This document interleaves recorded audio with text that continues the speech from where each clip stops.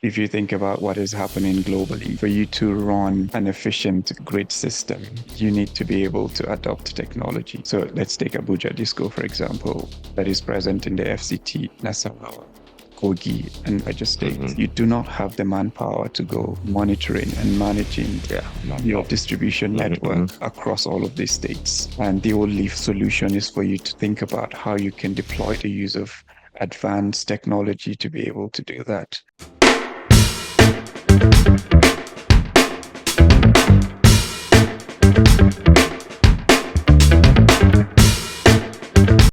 Good morning and welcome to another episode of Connecting the Dots. Today's episode is titled Solar Skills and the Nigerian Switch, building a tech-driven energy system. Today, I am really happy to have my friend in the house, Suleiman Babamu, who is the Nigerian Program Director for the Rocky Mountain Institute. Suleiman, welcome. How are you? Thank you, Emeka. Thank you for having me. I'm doing very well. It's a pleasure to be here and looking forward to a fruitful conversation. Rocky Mountain Institute has been around for decades, and you've been in the power sector in Nigeria for almost 10 years. Could you maybe explain a little bit about the work Rocky Mountain does and then the work you're currently doing in this new phase? Yeah, thank you very much. Rocky Mountain Institute, now RMI, founded more than 40 years ago. We're primarily based in Colorado. We are an energy think do tank. Mm. Um, Could you explain what that means? Because there's think tanks and then there's yeah, information I from would explain that. awesome. So primarily what we focus on is energy transition. Our goal is to transform global energy systems to secure a clean, prosperous, zero carbon future for all. As you rightly mentioned, you know about think tanks, but we're a think do tank, and this is our philosophy and our approach to work. Um, we work on decarbonizing the world's heaviest emitters, and supporting emerging markets by transiting into clean energy. Now, as a think tank, you study a market, you sort of think about a solution, and you try to, depending on the partner you're working with, whether it's a government or a utility, you sort of present what those solutions are going to be. That is typically what RMI does: carry out techno-economic analysis, do thought leadership, and then sort of uh, present those solutions to practitioners, governments, and financiers to be able to implement. Now, over the past few years, we've taken that radical implementation approach. Mm. And so we're no longer just, working on thought leadership and providing solutions. We are also carrying out pilot projects. We are demonstrating how you can actually, for example, build a DER system, an embedded generation, an interconnected mini grid, um, work with all of the different stakeholders, the utilities, the private developers, financiers, the implementing agencies and government regulators to really demonstrate that this could actually work, learn the lessons and, inspire what a scale would look like. So we actually take a think to scale approach to the work that we do. And as you have mentioned, RMI has been in Nigeria since 2017. Mm. Um, and when we started working in Nigeria, we looked at within the energy value chain, what do we see as being the most critical? And we felt that the distribution network Very important. is a very Yeah. important component that needs a lot of attention. And so we carried out what we call a needs assessment Mhm. with some of the discos that we see that are very progressive and forward-looking. Thankfully, the government in Nigeria has set up the regulatory environment that allows sort of private sector participation and For example, the mini grid regulation, embedded generation that allows for private sector participation. So it was easy to piggyback on that to develop business models that would respond to that and help the utilities to and on the energy access bit, as well as improve reliability. So within that needs assessment, we identified key interventions that we should be doing. It's around building business models, um, how we can improve the distribution infrastructure, um, data, which we can talk a little bit more about, capacity building, and ensuring that you're developing the right skill set to respond to the energy transition, and then developing a pipeline of projects to, attract the right type of investment. Wow, that's a lot of work. And given where the sector is and also where the market is, I'm sure you faced resistance in some of the work, to the projects you've tried to implement. And Nigeria's been stopping this whole approach of doing things in the power sector. Why do you think that is? Why do you think people are not willing to change? I mean, this is a very, very, it's a great question, and it's very, very critical. When you talk about old approaches, and I'll talk about some of the resistance that we faced, and just to let you know, and I know you know this very well, Emeka, my previous role, I used to work with the Rural Electrification Agency, and I would say that I was, part of the team that just at the time when the mini grid regulation was out, where we tried to, see how we can operationalize that. Um, so when you talk about old approaches, I think, one of the key frustrations of customers in the energy sector is really around billing, right? And you talk to many customers and, the trust between the customer and the utility or the disco has eroded. And that's because, and you don't blame them for not understanding how what kilowatt hours of Yeah, electricity is being we don't have calculated. meters, Exactly. so So, let's start there.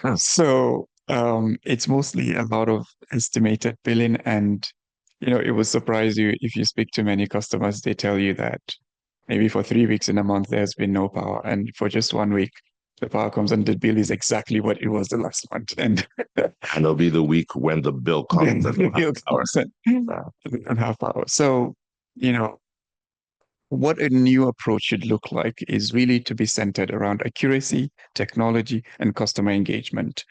So, and this is not only on the customer side. The utility is a business, right? And you need to be able to have visibility over, your return. And that can only be done if you're able to track, how much electrons is flowing to Mm, customers and how much people are paying for that. And beyond that, you need to be able to track even beyond the customer level at the distribution transformers, be able to track where the losses are coming, um, and be able to pinpoint exactly where you need to invest more in technology to be able to address both the commercial and the technical losses.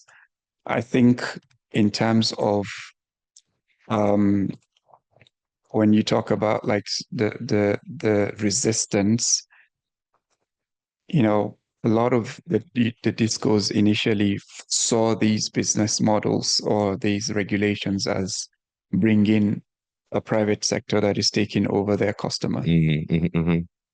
And so there was an immediate kind of resistance to not allow uh, the business models or the regulations to flourish. What we have done at RMI, and proud to say that, we're one of the few organizations that have really, worked with the discos to, one, get them to understand that this is not a competition, but a partnership that would help to create a win-win-win solution Precisely. for the customer, for the utility, and for the private developer. Do you find most of your resistance at the operations level or the management level at the discos? Because in my viewpoint, there are three different layers of people, the operators, management, and the board. And sometimes all their incentives, most of the time, their incentives don't align. I mean, it is a very sensitive, it's a very sensitive topic. We work with many discos and, broadly, they've been very supportive up to the level of the board. But I Fantastic. think, but I think initially, um, you hardly find, because of the way the most of the discos are structured, it's a top-down kind of approach. So, you know, the board usually tells the management what their priorities are, and the management transfers that to the team. Of course, usually when we engage with the discos, depending on the relationship, of course, we start at the team level. First of all, understand, where they are in terms of what we're trying to do, and are there opportunities to build on that, or is this just a fresh new idea that they are seeing? Mhm.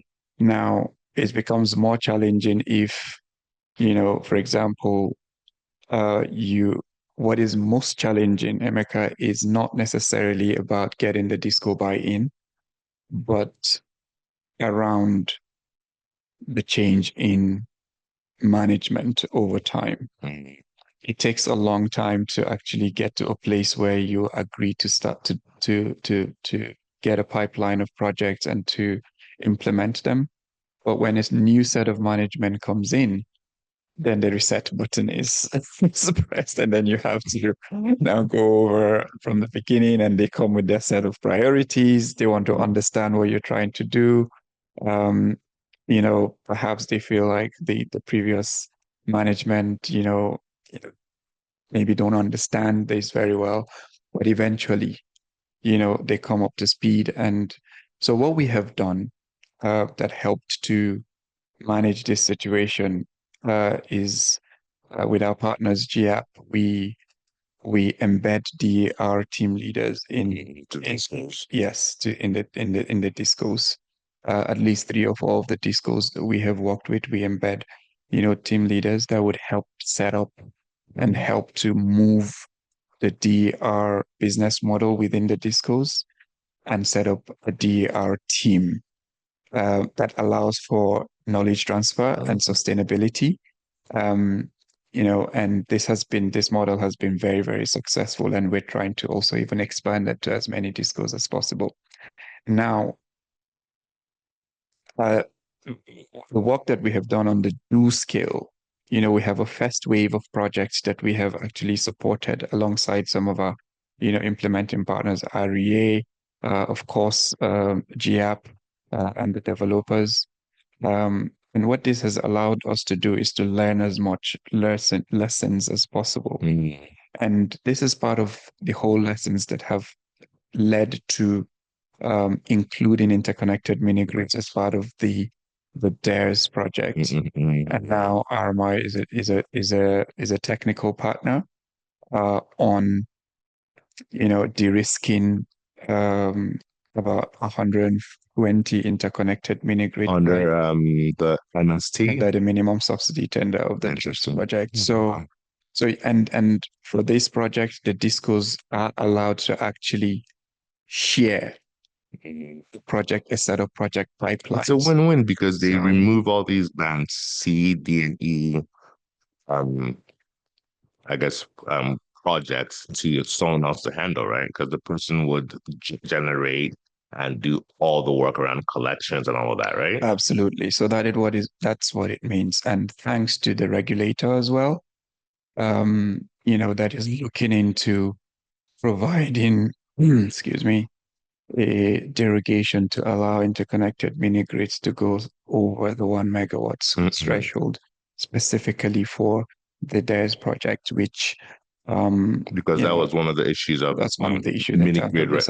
regulations. Exactly, With 1 megawatt, absolutely, which is currently under review. Mhm. So the idea in as you know, for an interconnected mini grid, the the developer takes over the network in that territory and is responsible for, the additional generation, metering all of the customers and, the collections. changes the conversation around commercial losses of the disco because now they're recording 100%, Yes. Yeah. collections. And you can see the clear difference between an interconnected mini grid site and a typical, disco run site Mm-hmm. because these are customers that are 100% metered. They know exactly how much energy is being used and how much they're paying for. And they are becoming smart around energy efficiency and how they conserve energy just to ensure that it's not, they're using it productively as well, which is very, very key as part of what we look at in identifying sites to ensure that, electrons are not just for entertainment, for example. You're actually being productive and it is um, used for economic development in these communities. So I remember back in the day when the sector first started, when partition happened, there was a few metering programs that were actually a few. There was Academy was a big one Yeah, back yeah, then. Then we moved to MAP, yeah, then NMMP, that's and right. now PMI. Yeah, yes, Surprise, surprise. 10 years later, 12 years later, we still have a deficit of, huge deficit. let's say, 6 million and be generous, probably a little bit more than that. That's correct. Most customers are now, so that's 6 million customers who are using estimated bills to pay for their power usage. But meanwhile, technology is everywhere, Hmm. and we haven't quite been able to innovate correctly at scale in the power sector. How do we solve that problem for customers? As RMI thinking through solutions to do that from on a brothers base. Next year, we're partnering up with Steam as you Yeah, know, to be yeah, able to move some of that ahead. But unfortunately, you need like probably 10 Steam or 10 tech companies like exactly, that to really be able to exactly, drive the change. exactly. No, this is very, very, very good question. And think, um, as I mentioned earlier on, to be able to address this, you need accuracy, technology, and customer engagement. Mm-hmm. On the technology bit, you know, if you think about what is happening globally, for you to run um, an efficient grid system, you need to be able to adopt technology. You cannot rely on, for example, some of the discos that are, so let's take Abuja Disco, for example, that is present in the FCT, Nassau, Kogi, and Niger Mm-hmm. State. You do not have the manpower to go and be monitoring and managing Yeah. your distribution network, Mm-hmm. across all of these states. And the only solution is for you to think about how you can deploy the use of advanced technology to be able to do that. Of course, at RMI, have been thinking about this for a very long time. And, we are at the point where we feel like, we are coming, we're sort of problem solving for that and looking at how we can actually demonstrate how that can be done. And so what we're looking at really is really around utility digitization. Mm-hmm. And what that means is how do you, work with the disco, as you have mentioned, bring in a technology provider, help the disco to significantly look at ways to reduce their technical and commercial losses, be able to, you know, clearly be able to say exactly where the losses are coming from, and address them.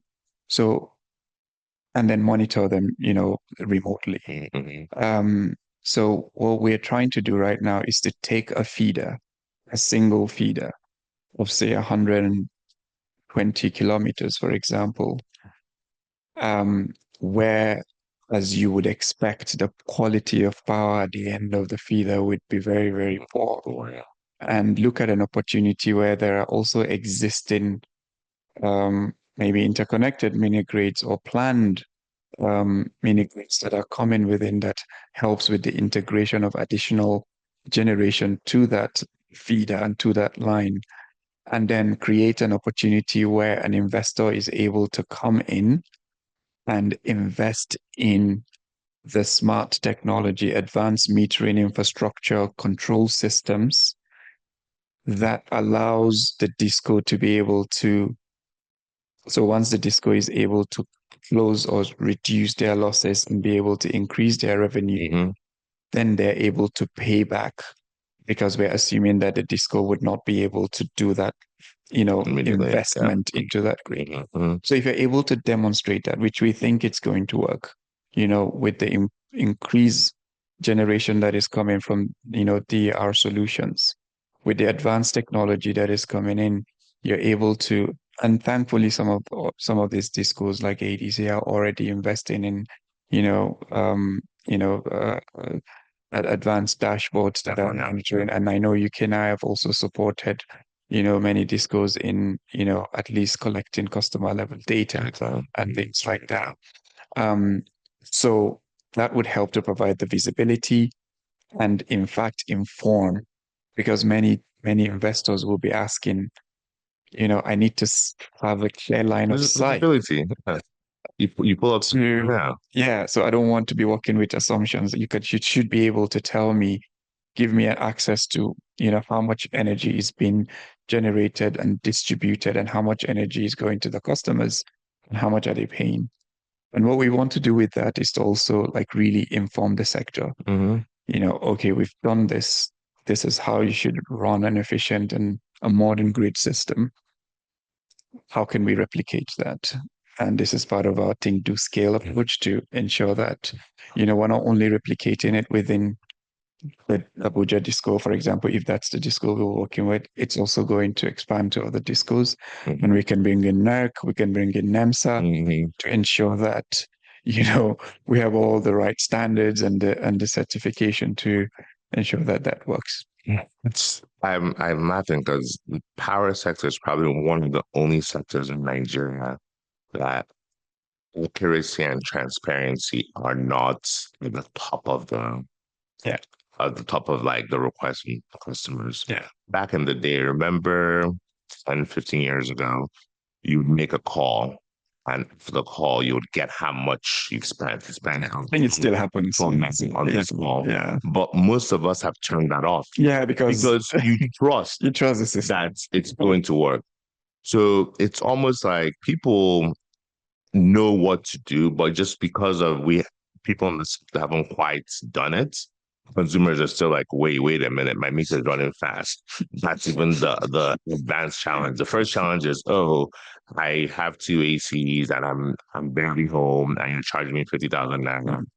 Why is that? So there's a bit of that trust that's still not there. And just there's a statement people have been talking about for a while. This goes like estimated billing. Hmm. And I know I'm putting you on the spot here, so feel free to pass if you need to. To be honest with you, I think um, I wouldn't necessarily say that discos have a lot of estimated billing. I think um, there's a lot of work that needs to be done to be able to rebuild that trust Mm-hmm. between the discos and the customers. It's just like imagine going into the filling station and, you know, just getting fuel and then the I think you owe I us. think I got reduce it. Okay, fine. yes. So and maybe you feel the same tank, you got the same amount of fuel today and tomorrow you go there and then there's a difference of 50,000 so you never go back. So you never trust that. So I think from a broad standpoint, it helps the discos to ensure that every customer is metered, Mm-hmm. because it does not help that they don't have visibility, or what I think some of the discos do is just to look at the bulk amount of revenue. electricity Yeah. that has gone and just tried to spread it across the customers, which is not And it necessarily further automates their practice. exactly. So, for instance, if you have smart technology involved, you don't need 1,000 staff on the field It looking to see. significantly reduces your operational. You don't knock on the door and say, "Let me see your I meter." mean, Well, exactly. if you have technology, you can actually verify and No, say, yeah, "There's an issue here. yeah, Let's go to this yeah, target." And it makes a little bit easier. absolutely. And the customer knows exactly and can manage their behavior Mhm. and can see the difference, just like you've said. If I am mostly not at home during the week, or or I am, for example, I am on holiday and I'm then staying at home for longer, then I can see the difference between when my appliances are off and are not. And I think, I think broadly, it helps both the customer and the disco to be able to, in fact, a lot of times the customers are also not happy having a meter Meter. in their homes because with estimated billing, then you almost have like, just do whatever you want. I know my bill is not going to pass 20K, 40K in a month. It means that I can be reckless with my energy consumption.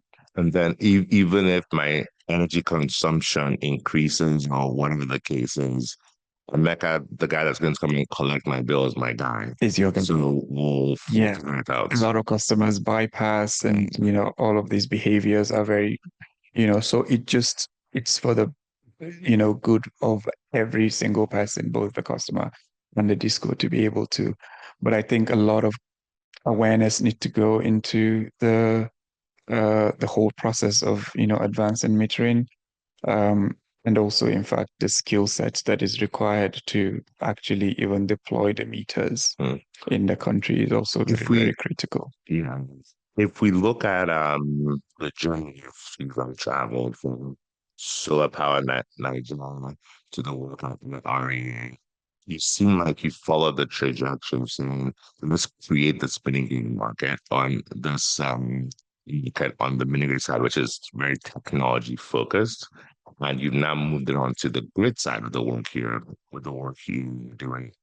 What inspired you to make that transition to the grid side? It's not necessarily a personal decision, to be honest. I started working at RMI in 2022, and what inspired me to really just take on that move was to, um, you know, as you've mentioned, I've worked with the REA and I've managed many projects. Solar Power Naija was one of the larger Mhm. ones, and I feel like I wanted to look at the sector from a different standpoint, from a global, looking at what is happening globally and see if, that can be brought back to the country. And I think I still maintain that, you know, while isolated mini grids are very, very critical to on the access side, making sure that unserved population of the country, receive electricity. From a commercial standpoint, I think interconnected mini grids and embedded generation make a lot of sense. And they And create yeah, an economy. create an economy and, Isolated is just I mean, isolated mini grids also create that economy, especially for rural communities when you're looking at productive use of electricity. Energizing agriculture is one project RMI has implemented with REA, and it's really around bringing together the economic backbone of the country, which is agriculture, and connecting it with energy, which typically are working in silos. So the grid, I think, is one of the weaker links when it comes to the energy value chain. And I think it's critical that we're addressing the infrastructural gap, the reliability issue, and supporting the discos to, reduce losses and, respond to customer needs. I know we're so tired, but I have one more question. I was in the room in 2013 when the discos signed the letter of transfer to now take on the assets. 12 years later, would I say that the sector has changed a bit because of a number of different things that have happened, and we're moving in the right direction. But I also feel that there's a lot of places that we've dropped the ball. So if I met you 10 years from now, what signs would you need to see? What signs do you need to see to now say we've moved from the old approach, we've now moved to a new approach of actually running profitable market non-sector? Yeah, that's a great question, and I'll try and be quick because of time. I think what has been missing in the past 10 or 12 years is really the amount of investment that is expected that the discos are going to be making in the sector to allow for, efficient delivery of power supply in the country. And I think where I want to see, the discos do more, and I know the challenges around liquidity and things like that, but really embracing at a very large scale that partnership between the discos and the private sector, where the discos may not necessarily be responsible for the investment that is required in the distribution network. At least a third party is coming to do that, and also be very, very deliberate around the type of technology that goes into the grid to be able to run an efficient and modern grid system.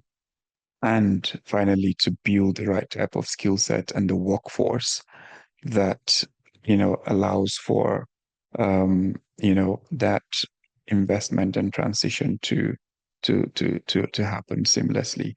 I think, you would want to be able to see within every disco that there is a functional and very thriving, DER business unit that, allows for the integration of renewable energy into the grid.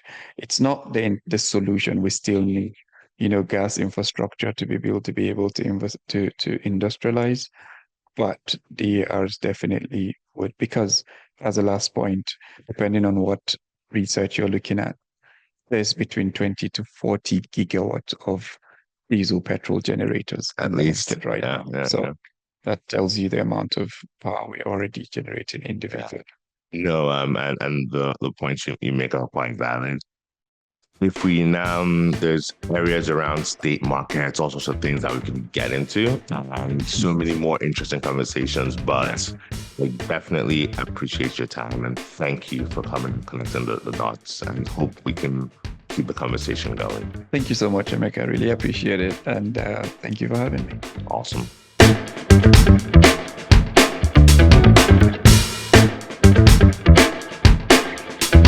This podcast is brought to you by Next Year Capital, committed to driving conversations that shape Africa's energy future. Please subscribe, share, and stay tuned. Until next time, I am Emeka Okpukpara Jr., and this has been Connecting the Dots.